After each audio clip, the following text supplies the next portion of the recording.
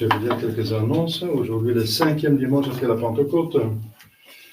Demain, de la Férie, mémoire de Saint Pie Ier, pape et martyr. Mardi, Saint Jean Gualbert, abbé, mémoire de Saint Labor et Félix, martyr. Mercredi, de la Férie. Jeudi, Saint Bonaventure, évêque et docteur.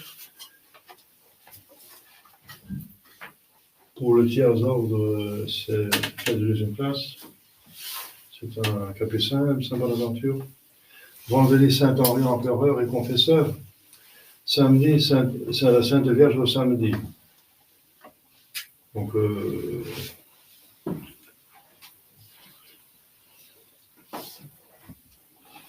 mais à la commémoration de Notre-Dame du Mont-Carmel, donc on peut dire la messe de Notre-Dame du Mont-Carmel, ce qui convient parce qu'on porte tous le scapulaire du Mont-Carmel. Voilà. Vous pouvez tenir la porte entrouverte pour avoir un peu de l'air.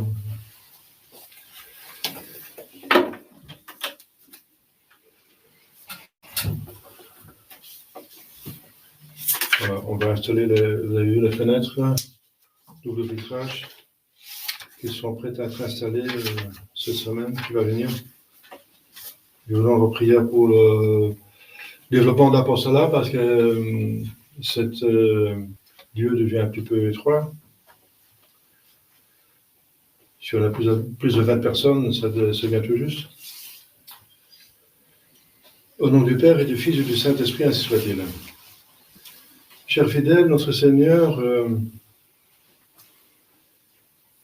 nous donne la loi évangélique qui est l'explication et le développement et l'achèvement et la perfection de la loi mosaïque, ça veut dire de Moïse, reçue par Saint Moïse sur le mont Sinaï, je sais pas, dans l'Ancien Testament, les 10 commandements.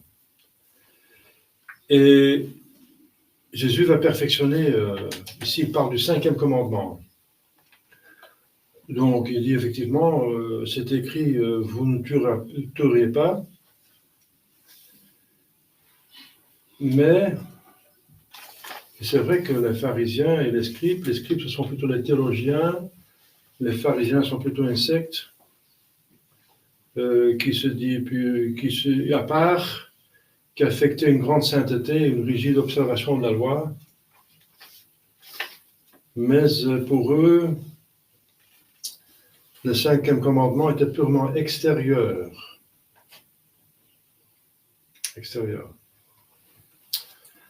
Selon eux, la volonté mauvaise n'est pas un péché, dès qu'elle ne se traduit pas au dehors.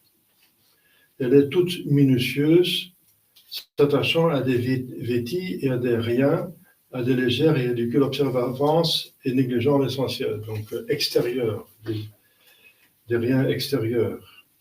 Donc, cette loi, donc l'interprétation de la loi des pharisiens et des scribes n'était pas seulement toute extérieure et toute minutieuse, est aussi hypocrite, ne recherchant que l'estime finalement des hommes, sans inquiéter de celle de Dieu qui regarde dans le cœur, les hommes qui voient seulement les actes. Donc, avec une telle justice, notre Seigneur Jésus-Christ dit, vous n'entrerez pas au ciel. Quand vous n'avez pas une justice plus que celle des scribes et des pharisiens, vous n'entrerez pas au règne des cieux. Le règne des cieux, c'est même l'Église. Donc, c'est le règne de l'Église, le ciel sur terre. Le règne des cieux sur terre, c'est l'Église. Justement parce que pour entrer dans l'Église, il faut le baptême, et pour le baptême, qu'il soit convenable, il faut qu'on renonce à tous les œuvres de Satan, et donc des péchés. On renonce à tous les péchés. Sinon, le baptême est infructueux. Il peut être infructueux, et c'est un sacrilège de plus, un péché mortel de plus.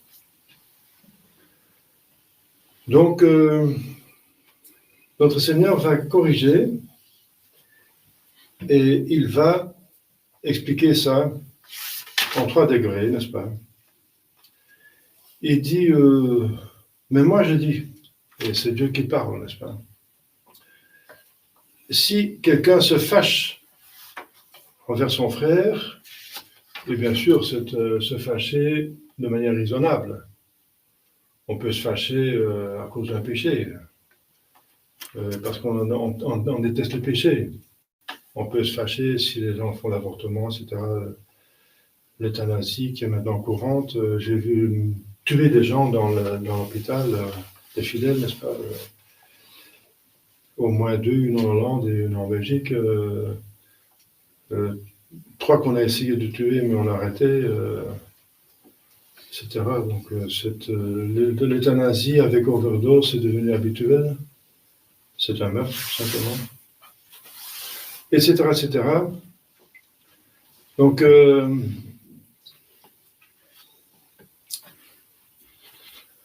il s'agit donc du 5e commandement, de la nuire aux autres, tuer, nuire, corps et âme. Et aussi nuire aux autres en donnant un mauvais exemple, en faisant scandale. Ça, on sait de le catéchisme. Eh bien, notre Seigneur, il parle donc de plusieurs niveaux. Le premier niveau, c'est donc de se fâcher contre son prochain.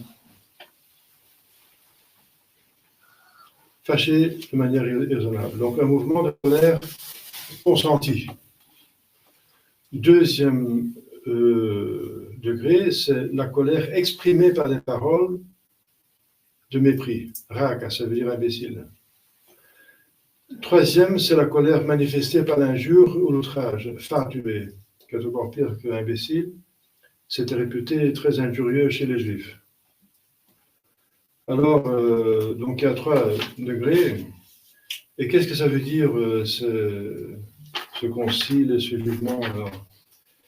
Eh bien, il faut connaître l'administration de la justice chez les Juifs de l'Ancien Testament. Maintenant, ceux qui ne sont pas convertis au christianisme continuent ça, cette organisation, en tout cas quand ils sont dans la grande communauté. Il y avait donc à chaque ville un tribunal composé de 23 membres qui jugeaient le cas d'homicide. Eh bien, notre Seigneur Jésus-Christ déclare que la simple colère, qui est injuste, une colère contre la personne, au lieu de contre... On peut mettre sur la colère contre un péché, mais pas contre une personne, sauf si c'est pour essayer de convertir. Et il faut avoir l'intention droite. Hein. Si j'ai juste la colère de vengeance, ou si elle n'est pas méritée du tout, si elle est injuste, cette colère injuste donc mérite d'être portée à ce tribunal, tout comme l'homicide consommé. C'est fort. Alors, dans le cas plus grave, concernant les questions politiques et religieuses, l'affaire était portée à Jérusalem, donc la capitale, devant le conseil au Sanhédrin, composé de 72, donc 72 membres. Notre Seigneur, par exemple, était jugé devant le Sanhédrin, 72 membres. Alors, c'est le conseil. Or, notre Seigneur Jésus-Christ déclare ici dans l'Évangile d'aujourd'hui que dira son frère Raka, ça veut dire imbécile, par colère, injuste, donc c'est pas juste, donc il n'est pas un imbécile, mais c'est vous traiter d'imbécile, est un cas digne d'être porté devant ce conseil. Donc Jésus-Christ trouve que c'est grave. C'est le tribunal le plus haut, humain. Enfin, pour celui qui ira jusqu'à jeter à la face de son frère cette injure souverainement odieuse de fatuer, en français, il y a d'autres expressions qui sont aussi graves. Actuellement, je ne vais pas le répéter en sermon parce que ça ne convient pas. Il ne reste pour l'en punir que le supplice du feu, donc de Dieu même, le feu de la géhenne. Il est digne de la géhenne de l'enfer, donc du feu de la géhenne. Il y a encore une discussion, est-ce que c'est le feu vraiment de l'enfer au sens strict, c'est l'enfer ou le purgatoire, parce que le feu du purgatoire, c'est encore le feu, mais on peut déjà dire que, effectivement, les deux délits avant sont déjà coupables, donc aussi si on meurt, on n'a pas fait pénitence dans le purgatoire. Donc le troisième, Littéralement, il y a marqué le feu de l'enfer. Parce que Géhen vient du nom d'une vallée au ravin près de Jérusalem qu'on appelait vallée d'Hinnom. Hinnom. Géhen, en langue de guerre. C'est là que les Israélites infidèles offraient, sous le temps d'apostasie, leurs enfants à Moloch, en les faisant passer par le feu, ça veut dire les tuer par le feu, un sacrifice humain. Et c'est pour ça qu'ils ont été envoyés en exil. Hein. C'est une des raisons les plus importantes. Les sacrifices humains de leurs enfants.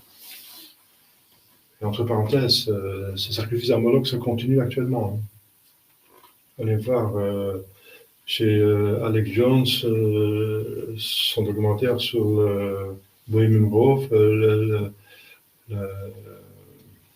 la cérémonie devant le Moloch est énorme. C'est un grand hibou, n'est-ce pas, énorme, je ne sais pas combien il a, 20 mètres, 30 mètres de hauteur.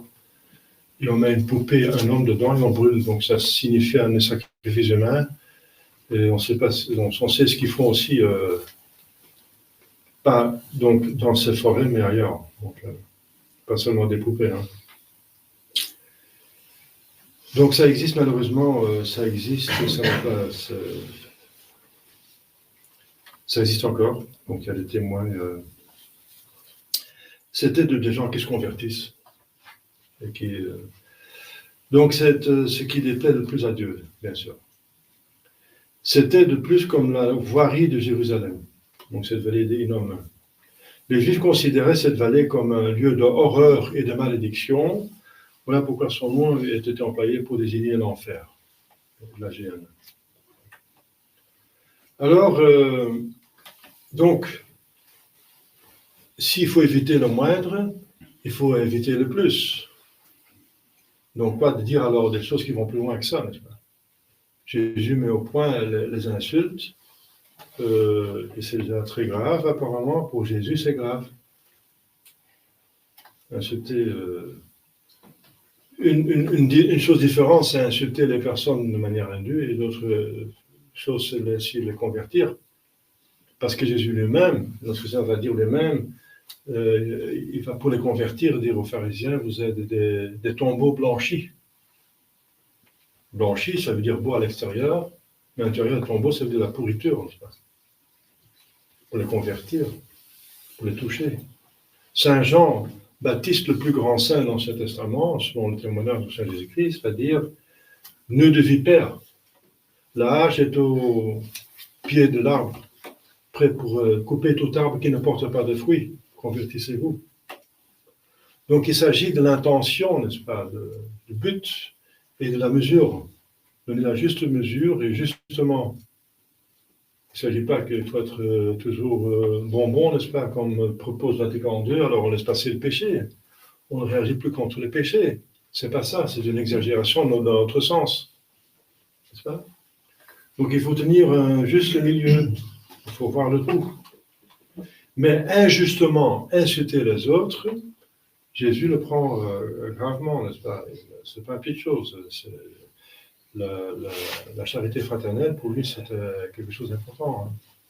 Hein. C'est égal à l'amour de Dieu. Alors, il donne encore un autre exemple qui est très touchant, n'est-ce pas? Si vous savez que quelqu'un a quelque chose contre vous, donc ça va loin, n'est-ce pas? C'est pas que vous avez quelque chose contre quelqu'un d'autre. Si vous avez quelque chose contre quelqu'un d'autre, c'est encore plus grave. Donc, forcément, il faut arranger ça. Encore si c'est réparable. Si vous avez, il faut encore faire la même distinction. Si vous avez quelque chose contre quelqu'un parce qu'il pêche mortellement, bien sûr, c'est normal d'avoir quelque chose contre quelqu'un. Ça veut dire on ne peut pas prouver le péché. Mais si c'est avoir quelque chose de manière indue, n'est-ce pas, question de jalousie, de mesquinerie humaine, c'est pas convenable. Mais c'est encore plus loin, n'est-ce pas? Si vous savez que quelqu'un a quelque chose contre vous, et que vous êtes capable il est ouvert pour s'arranger, allez d'abord le voir, bien sûr, s'il se ferme, il n'y a rien à faire, parce que Saint Paul va dire ailleurs, ayez la paix entre vous, pour autant que vous pouvez le faire, parce que la paix doit venir de deux côtés. Donc pourtant que c'est de votre côté, n'est-ce pas? Vous faites le maximum. Mais si vous pouvez faire quelque chose et que vous pouvez espérer qu'il y a un résultat, il faut le faire, obligatoire. Il dit, si vous allez à l'église, si vous allez à l'époque donc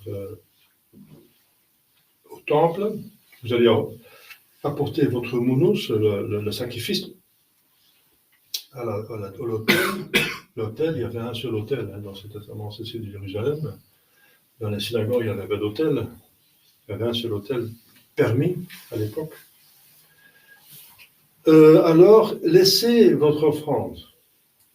Quittez le temple, allez d'abord vous concilier avec votre frère ou votre soeur.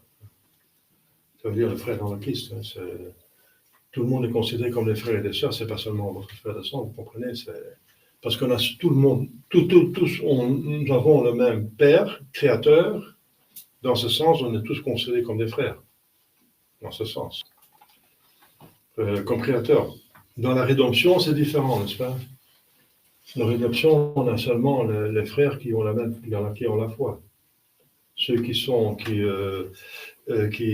en état de péché mortel, qui refusent la foi, Jésus va leur dire, votre père c'est le diable. Donc, mais si vous parlez de votre frère, ça veut dire quelqu'un, voilà, un prochain, tout simplement. Mais c'est dans le cas que, effectivement, vous savez, il a quelque chose contre moi et on pourrait s'expliquer. On va faire la paix. On ne va pas garder un froid, une guerre froide, un hargne, même une haine, une antipathie injuste, n'est-ce pas? Avoir quelque chose. Donc, vous savez qu'il y a quelque chose contre vous et que peut-être c'est un malentendu. Ou bien vous avez fait du mal, mais sans le vouloir. Mais lui, il ne sait pas que vous ne l'avez pas voulu, que c'était pas intentionnellement. Il a quelque chose contre vous parce qu'il pense que peut-être c'était voulu, n'est-ce pas? C'était organisé, c'était pour l'embêter, n'est-ce pas? Pour le nuire. Voilà, il y a plusieurs cas possibles. Alors, donc, si c'est possible, n'est-ce pas, de se mettre en ordre, faites-le. Et c'est tellement important que Jésus dit, arrêtez de prier, d'apporter des sacrifices. Parce que comment prier au Père si vous n'êtes pas d'accord avec votre frère qui est le fils du même Père, n'est-ce pas? Si vous acceptez son fils, vous rejetez le Père. Donc, voilà. Donc c'est fort, n'est-ce pas? Ça va beaucoup plus loin que les païens, que les islamistes, que les juifs dans leur Ancien Testament, enfin le nôtre, parce que l'Ancien Testament, c'était à l'époque la vraie religion, mais c'était pas bien expliqué, n'est-ce pas? Bien compris. Parce que même dans l'Ancien Testament, il y a déjà marqué, ne faites pas aux autres que vous ne voulez pas faire qu'ils fassent à vous-mêmes. Donc même dans le Testament, s'ils étaient vraiment attentifs, ils pourraient connaître la loi évangélique déjà. Mais Jésus l'a exprimé clairement, voilà. Même quand vous donneriez au Seigneur, dit le Père de l'Église, la moitié de vos biens comme Zachée, si vous ne sacrifiez en même temps vos ressentiments contre vos frères, vos offrandes ne sauraient lui être agréables. Voilà. Ma chère fidèle, donc ce n'est qu'un petit point, n'est-ce pas, mais c'est le top d'un iceberg. Donc, ce n'est qu'un petit point du 5e commandement. Donc, si ces choses qui nous semblent légères sont déjà si importantes pour le Seigneur Jésus-Christ, d'autant plus le reste. D'autant plus, quand je viens de dire, voilà, nuire aux autres, les tueries, n'est-ce pas, l'avortement, l'euthanasie, c'est maintenant courant, c'est accepter d'amener les autres à pécher. C'est aussi contre ça. C'est nuire à leur âme, c'est plus grave que nuire au corps. C'est tuer la vie surnaturelle, c'est encore plus grave, hein, puisque l'âme est plus importante que le corps. Donc voilà, soyons attentifs à tout cela, n'est-ce pas? Dieu va plus loin que les hommes. Les hommes regardent que les comportements, et les dires, les paroles, les écrits, mais Dieu regarde le cœur. Donc il faut être pur dans le cœur. Il faut être pur dans le cœur. Et voilà. Donc, et ça ne veut pas dire qu'il ne faut pas réprimander les autres, mais si vous réprimandez, c'est par amour de son âme. par respect de Dieu, pour l'aider. Ce n'est pas pour se venger, parce que Jésus se réserve la vengeance. Laissez à moi la vengeance, à Dieu la vengeance. Sauf si vous avez autorité. Si vous avez autorité, et vous voyez un crime, il faut le punir. Ça, c'est vrai. Alors, demandons à la Sainte Vierge pour bien comprendre la loi évangélique et l'accomplir de notre vie. Au nom du Père et du Fils et du Saint-Esprit, ainsi soit-il.